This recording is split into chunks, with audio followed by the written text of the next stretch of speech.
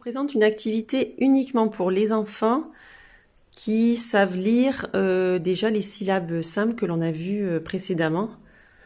Alors ce sont là, on appelle ça des digrammes, ce sont des syllabes qui sont beaucoup plus complexes.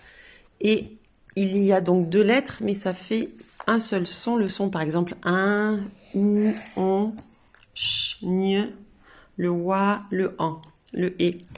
Donc on va en étudier 3 et on va donner le son à l'enfant. Donc on va lui dire c'est le son 1 et on va lui proposer des mots et il va nous dire s'il entend le son 1 à la fin. Est-ce que dans poisson tu entends le son 1? Poisson. Mais c'était requin. Oui, mais ça c'est après. Est-ce que dans poisson tu entends le son 1? Non. Non. Est-ce que dans requin tu entends le son 1? Oui. Est-ce que tu connais d'autres mots, tu entends le son 1? Oui, ourson. Oursin. Donc, il a choisi 2 mots, requin, oursin, il va les dessiner. Donc, il va associer ces dessins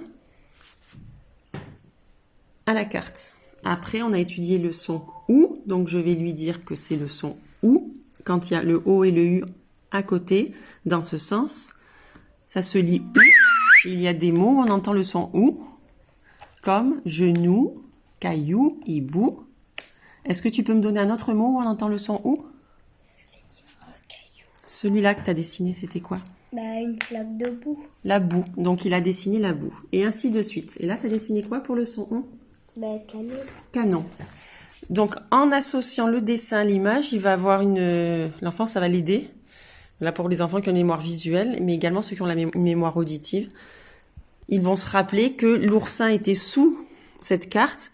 Et ça va leur rappeler que ce son, donc, c'est le 1, le OU et le ON. Donc, on peut faire ça pour toutes les cartes, pour tous les sons. Voilà.